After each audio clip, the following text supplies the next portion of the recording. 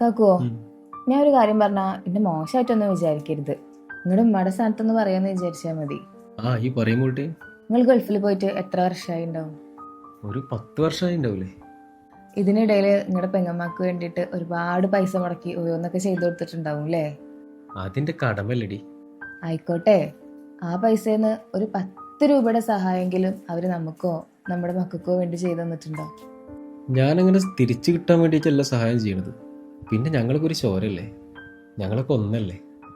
അല്ല, നിങ്ങൾ 3 പേരും 3ആണ്. കിട്ടിയതൊക്കെ കൊണ്ട് അവരവരെ കുടുംബം നന്നാക്കാനും അവരുടെ പോക്കറ്റ് നിറയ്ക്കാനല്ലേ നോക്കിയിട്ടുള്ളൂ.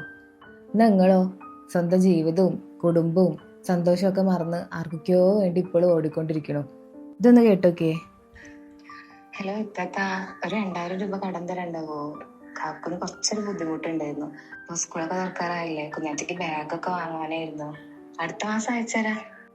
അയ്യന്നെ മോൾട്ടിയെ, നിനക്കൊരു 5 മിനിറ്റ് മുന്നേ വിളിച്ചുകൂടായിരുന്നു. എന്റെ കയ്യിൽ ഒരു 5000 രൂപ ഉണ്ടായിരുന്നു. അത് ഇപ്പൊ അങ്ങോട്ട് ഇക്കാക്ക വന്ന് വാങ്ങിക്കൊണ്ടേ ഉള്ളൂ. കാക്കുവോ, ആത്മാർത്ഥത കൂടിപ്പോയിട്ടുള്ളവരാണ് ജീവിതത്തിൽ തോറ്റു പോയിട്ടുള്ളത്.